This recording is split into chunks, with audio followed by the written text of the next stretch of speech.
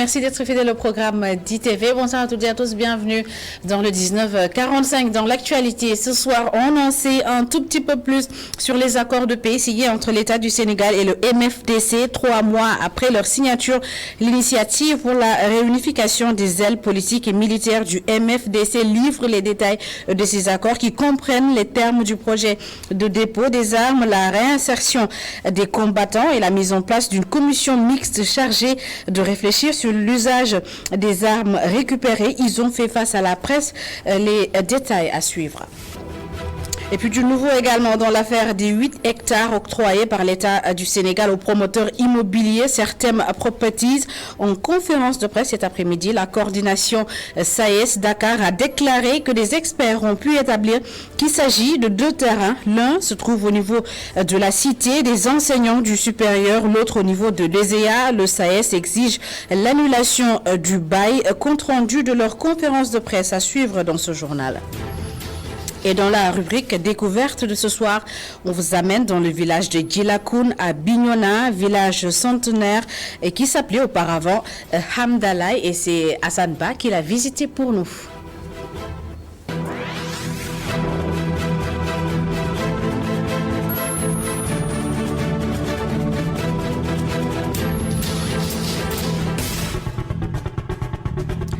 Bienvenue à toutes et à tous. L'initiative pour la réunification des ailes politiques et militaires du MFDC section Djakaï se prononce pour la première fois sur les accords de paix signés entre l'État du Sénégal et le MFDC le 23 juin dernier. L'organisation a livré les détails de ces accords comprenant entre autres les termes du projet de dépôt des armes, la réinsertion des combattants, la prise en charge des impactés du conflit. Ils étaient en conférence de presse. Les précisions de leur porte-parole Seyni Badji au micro d'Hassan Ba et Daouda Sambou. Premier mobile, c'était donc la mise sur pied d'un comité mixte regroupant l'État du Sénégal, Djakaï, les personnes ressources et les ONG. La mise sur pied de ce comité avait donc pour raison d'éviter ce que les gens avaient interprété quand nous avions choisi le projet de dépôt des armes, que Djakaï était prêt à remettre les armes à l'État du Sénégal. Le deuxième point, c'était si les combattants déposaient les armes, qu'allait être demain, qu'allait être leur avenir.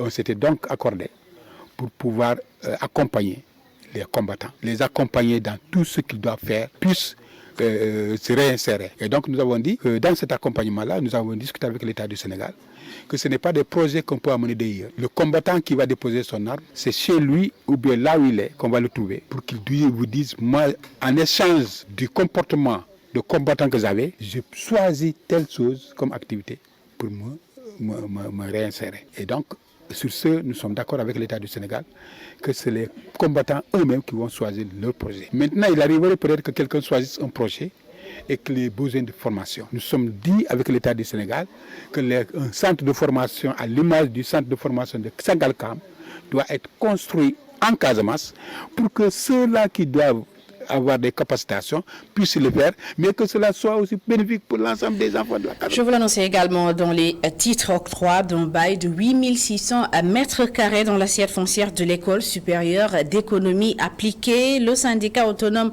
des enseignants du supérieur exige l'annulation de cette contribution, de cette attribution qu'il qualifie d'unilatérale et de non concertée. Le SAES menace de perturber la rentrée universitaire prévue le 3 octobre prochain. Ils étaient en conférence de presse. Le compte-rendu est signé Amidjou Fesseidi Nambaye. La coordination SAES Campus Dakar reste plus que jamais engagée dans sa lutte pour la sauvegarde des 8600 mètres carrés de l'assiette foncière de l'école supérieure d'économie appliquée. Une surface octroyée par l'État du Sénégal à un promoteur immobilier privé. Selon la coordination, des experts ont établi qu'il s'agit de 2 terrains. Coordination SAES Campus de Dakar rappelle qu'il est inadmissible de céder un espace à vocation éducative pour le bénéfice des privés ou autres institutions, quelles qu'elles soient. Des experts ont établi qu'il s'agit en réalité de 2 terrains. Le premier est localisé à l'enceinte de la cité des enseignants du supérieur. Il faut rappeler qu'il s'agit d'un site qui a toujours suscité un intérêt majeur aux yeux d'une école internationale de la place. Elle serait même à l'origine de la démolition de 2 dortoirs réservés aux étudiants de l'ESEA. Le second terrain situé dans l'enceinte de ESEA accueille une partie des dortoirs des étudiants et c'est d'ailleurs la goutte de trop selon ses enseignants. Le second terrain se situe dans l'enceinte de l'ESEA, au sud du terrain de basket, contenant les dortoirs garçons-filles allant vers la sortie Corniche.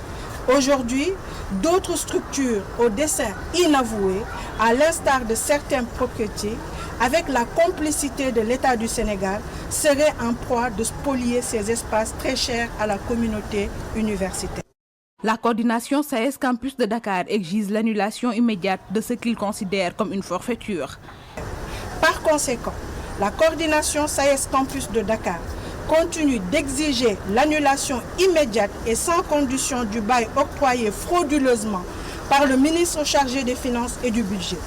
Sur ce, la coordination SAES Campus de Dakar reste attentive aux différentes décisions qui seront prises par les autorités. La coordination SAES Campus de Dakar demande aux autorités d'assumer toutes les conséquences qui découleraient de la non-annulation de cette décision. Allons à présent à Saint-Louis après l'explosion qui s'est produite le 5 septembre dernier à la compagnie sucrière sénégalaise. Les dirigeants de la compagnie rassurent, toutes les cuves d'éthanol avaient déjà été délocalisées depuis un mois. L'explosion était en réalité due aux débris restants et du côté des populations, on ne peut que constater les dégâts causés par l'explosion. Voyons tout cela avec Momar Alisnia et Momar Dam. Que s'est-il réellement passé le 5 septembre dernier à la compagnie sucrière sénégalaise? D'aucuns ont parlé d'explosion d'une cuve d'éthanol, d'autres parlent de déflagration. Pour en avoir le cœur net, ITV vous replonge au cœur de cette journée. Ce qui s'est passé, c'est que ce n'est pas la grande cuve, je tiens à préciser. Nous avons plusieurs cuves d'égale contenance, donc au nombre de 4. Et une des cuves a vu le chapiteau lâché. C'est une déflagration qui n'a pas été outre mesure qu'une déflagration, pas plus, pas une explosion, et qui a généré un début de feu. Et le début de feu a été très rapidement maîtrisé. Le couvercle de la cuve s'est envolé en ciel, comme un para. Ensuite, il est retombé à la CSS. Mais s'il avait traversé, jusqu'ici, ça pourrait faire beaucoup de dégâts. Et ce n'est pas la première fois. Dans le passé, des objets volants non identifiés ont explosé de la CSS et sont retombés dans le quartier. Nous sommes au cœur du quartier de Niangué, le quartier qui fait face à la compagnie sucrière sénégalaise. Ici, les populations déclarent avoir subi énormément de pertes. La déflagration était telle que chaque maison a tremblé depuis ses fondations. Il y a des dégâts, il y a des téléviseurs, des vitres cassées. Partout, des téléviseurs, même des frigos endommagés à cause de cette déflagration. Ces déclarations des populations de Niangué contrastent avec ce que nous avons vu à l'intérieur des locaux de la compagnie sucrière sénégalaise. Dans l'enceinte de l'usine, aucun mur n'est tombé, il n'y a aucune fissure de nos ordinateurs et c'est dans l'enceinte de l'usine. Mais moi, le périmètre immédiat où s'est produit la déflagration, il n'y a aucune fissure de noter, encore moins sur les murs et sur les ordinateurs. Face aux nuisances sonores et environnementales, les populations ont certaines exigences. L'exigence des jeunes est que ces cuves d'éthanol doivent être transférées ailleurs, à des 2 ou 3 kilomètres des habitations. À en croire les responsables de la société sucrière sénégalaise, la délocalisation des cuves d'éthanol est déjà effectuée sur un nouveau site. Les normes environnementales nous exigent que ce site de stockage doit être à 500 mètres des lieux d'habitation. Nous avons délocalisé pour les mettre à 2,5 km de l'usine et des lieux d'habitation. Alors, il n'y a pas à date de stock que nous avons dans nos cuves. Le préfet du département et le maire de la commune de Richard Toll ont récemment visité les lieux au sein de la compagnie sucrière sénégalaise. Ils ont également pris langue avec les populations et promettent dans les prochains jours de mettre en place une commission de concertation pour faciliter le dialogue entre population riveraine et responsables de la compagnie sucrière sénégalaise. Des informations exclusives donc de notre correspondant à Saint-Louis, Momar Alisnian. Le 9 juillet 2021, la loi portant création du code de l'électricité a été adoptée au Sénégal, un code qui doit régler le problème de l'accès à l'électricité dans tout le pays. Et pour sensibiliser les populations sur l'importance de ce code, les acteurs des énergies renouvelables ont organisé un atelier. Plus de détails dans ce compte-rendu de Mamseyna Boubabou et Seydina Mbaye. Le Conseil patronal des énergies renouvelables du Sénégal, en collaboration avec l'Agence nationale des énergies renouvelables, sensibilise sur le nouveau code de l'électricité qui servira de cadre unifié pour encadrer le secteur de l'énergie. Vous savez, il y a eu beaucoup de lois qu'on a cherché cette fois-ci à regrouper pour quand même avoir un cadre unique et unifié. Et on y a ajouté quand même une révision des prérogatives de la commission de régulation en lui confiant la régulation du secteur aval des hydrocarbures, mais également des énergies renouvelables. Un code qui permettra d'améliorer l'accès à l'électricité et à la production électrique dans tout le pays, explique. Bon, ce qui change, en réalité, on améliore les conditions d'accès à l'électricité, d'accès dans tous les sens. Parce que ce n'est pas seulement l'électricité que nous consommons, mais même la production. Comment on doit installer une centrale au Sénégal? Qui pour installer une centrale privée? Comment accéder au réseau électrique? Comment en tout cas partir de la production à l'utilisation au domicile du client, cette électricité-là. Avoir une meilleure compréhension du code de l'électricité, telle est l'attente du COPERES, selon le président. Disons que nos attentes, en fait, c'est avoir une meilleure compréhension donc, du code de l'électricité. Comme on l'a dit tout à l'heure, le code de l'électricité aujourd'hui est l'unique référentiel qui organise et qui gère le secteur de l'électricité. Donc en tant que secteur privé, nous avons le devoir de comprendre ce code. La loi a été adoptée en 2021. Les décrets d'application sont en cours. Il ne reste plus qu'à informer et sensibiliser les populations sur la teneur du code. Permettre aux PME d'être beaucoup plus compétitives sur le plan international, c'est l'objectif que s'est fixé l'Agence de développement et d'encadrement des petites et moyennes entreprises. L'ADPME compte accompagner 5000 PME dans le cadre du programme pour l'emploi, la transformation économique et la relance. Suivant les explications d'Abdoulaye Faye, directeur de la formalisation et de la généralisation d'entreprises, au micro d'Adamassar. L'ADPME s'est vu confier la mise en œuvre du programme ETER et du programme PAIS pour accompagner 5000 entrepreneurs, 5000 entreprises PME. Donc il s'agit de les accompagner dans la formalisation, mais également de les accompagner dans d'autres domaines comme l'exportation. Aujourd'hui, il faudrait rendre compétitifs ces PME pour qu'elles puissent exporter, mais également de les accompagner dans tout ce qui est structuration. Donc il faut se dire qu'aujourd'hui une PME qui n'est pas très bien organisée, qui n'a pas une bonne gestion, qui n'a pas une certaine productivité, ne peut pas être compétitive. Et ce programme-là vient comme pour accompagner ces PME dans ces domaines. Aussi bien, il faudrait voir aussi que cet accompagnement va viser aussi l'adoption de technologies, qui est aujourd'hui la digitalisation des fonctions de gestion de l'entreprise.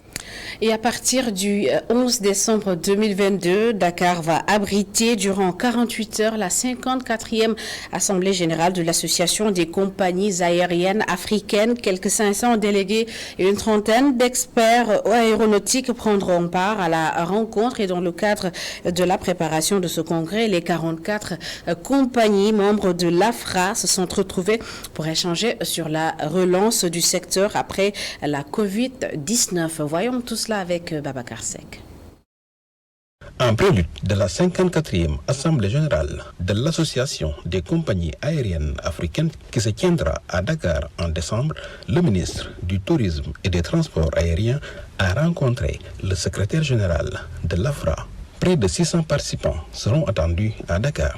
Nous allons recevoir des personnalités de l'aviation comme le directeur général de IATA, des directeurs régionaux de l'OACI, l'Organisation de l'Aviation Civile Internationale, des délégués de l'Union africaine, des directeurs généraux de compagnies aériennes africaines aussi. Et lors des débats, nous allons avoir plusieurs thématiques, des présentations, des panels de discussion sur les questions de l'industrie, la collaboration, la coopération avec les compagnies aériennes et comment nous envisageons le futur du transport aérien. L'Assemblée générale de l'AFRA sera une occasion pour échanger sur la reconstruction de l'aviation africaine après la crise sanitaire. Alors, notre industrie a été beaucoup impactée par la Covid-19. Depuis 2020, nous avons assisté à une baisse importante du trafic.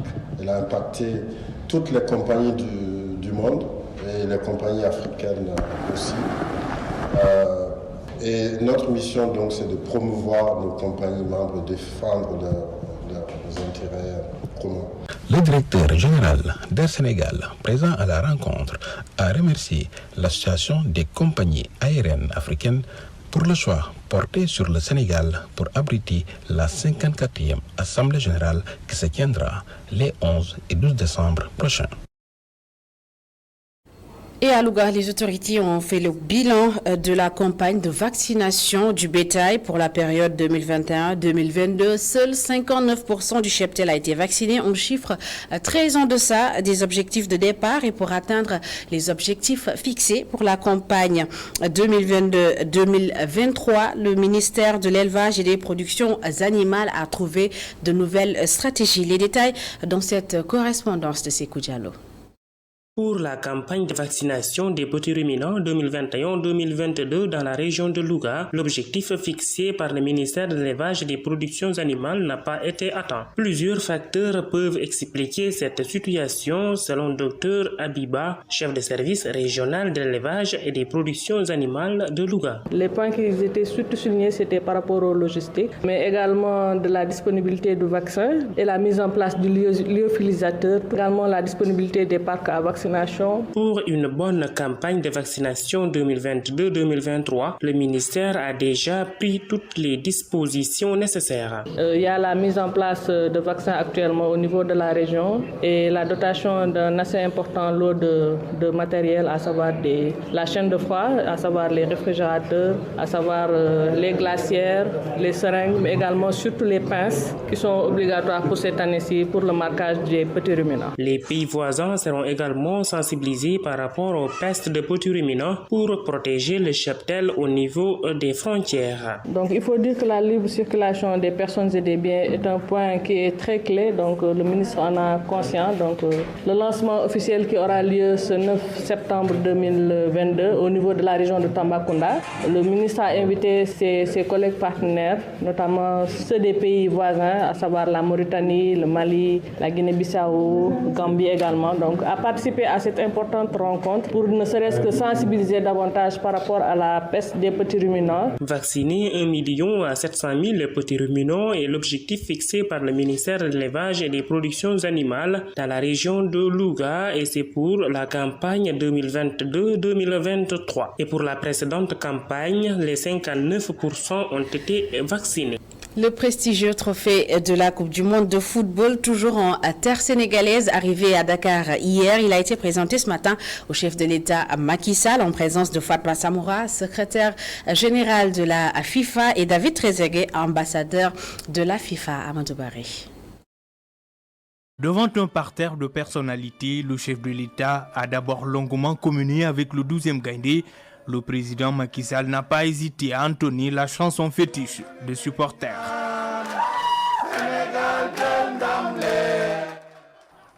Après avoir brandi la plus prestigieuse coupe en football suivie d'une remise symbolique du ballon du prochain mondial et une réplique du trophée, le chef de l'État a sonné la mobilisation vers le mondial. Pour une bonne participation du Sénégal à cette échéance, la fédération peut compter sur le soutien sans faille de l'État, a assuré le numéro 1 sénégalais.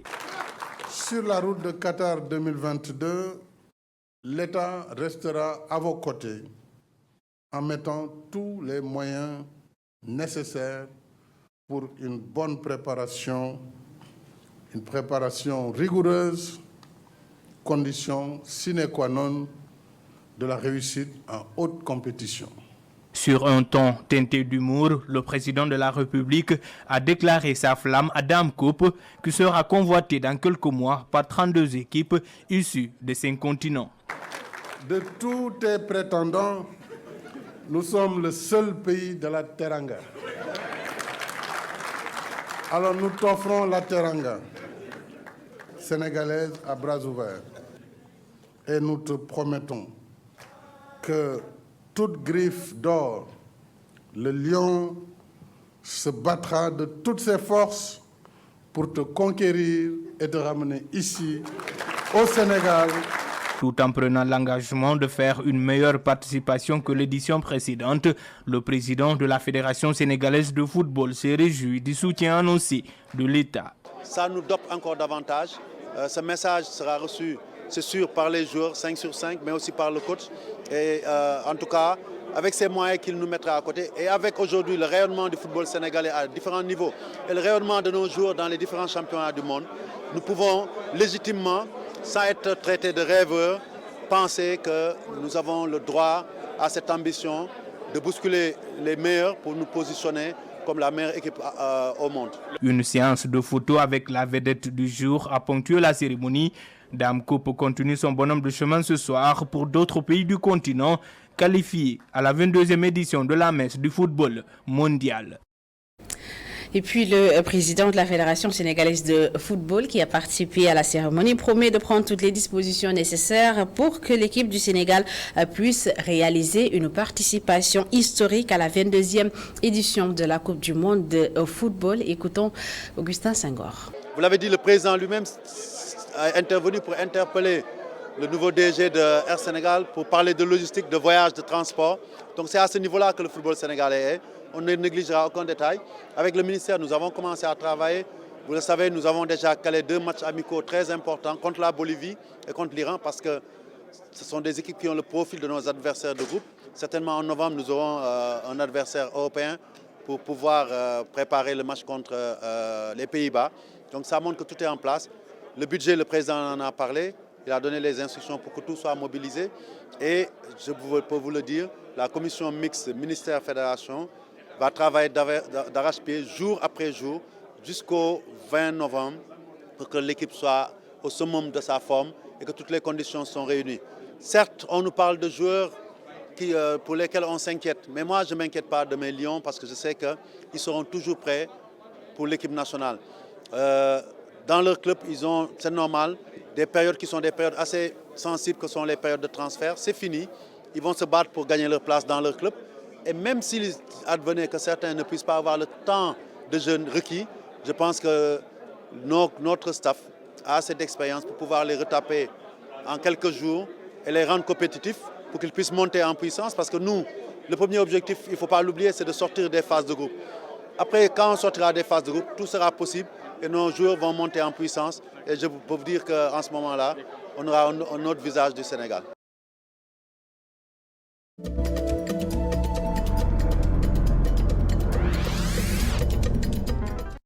Dans la rubrique découverte de ce soir, on vous amène dans le sud du pays, dans un village mythique, plein de potentialités. Djilakoun, fondé en 1911 par Gorgui Sambadao. À l'époque, il s'appelait Amdalaï, avant de devenir quelques années plus tard Djilakoun, qui signifie prospérité en langue djola, Hassanba et Daouda Sambou.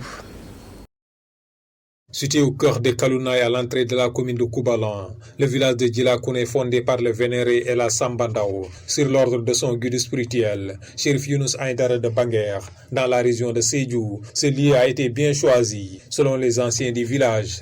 Le village de Djilakoun a été implanté depuis 1911 de sa sainteté, le vénéré Chérif Younous Aïdara de Banguer, de sa spiritualité.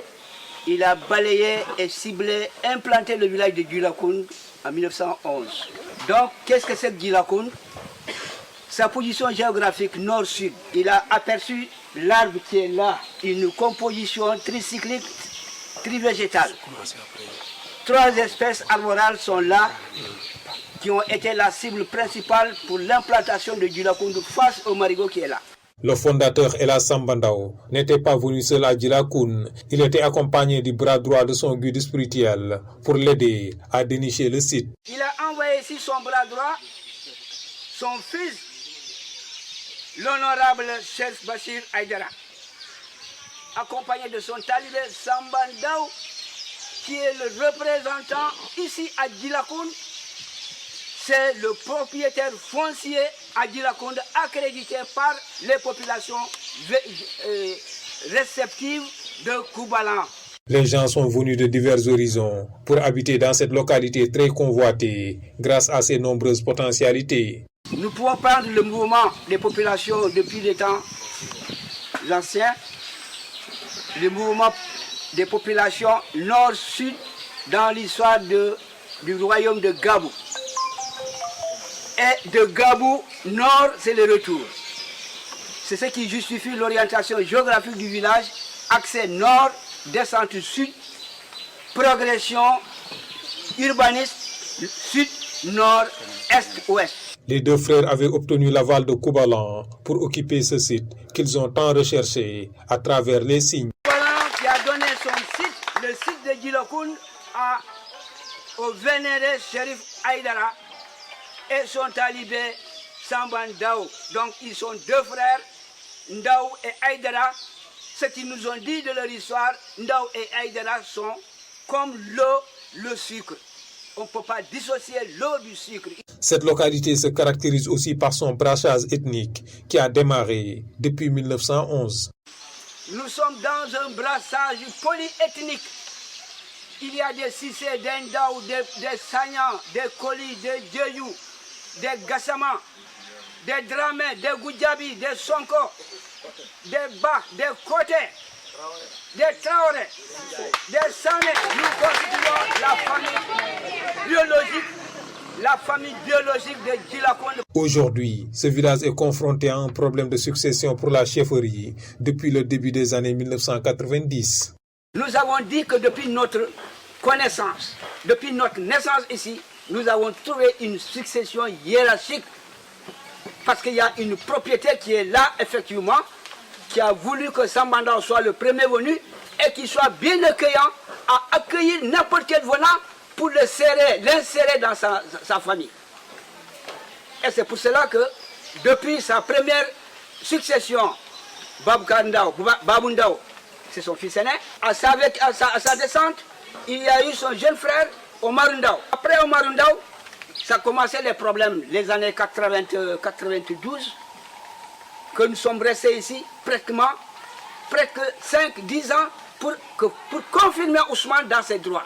Malgré qu'il soit un village centenaire, Djilakoun ne dispose toujours pas de route praticable, une situation qui freine son développement malgré les nombreuses potentialités dont il dispose.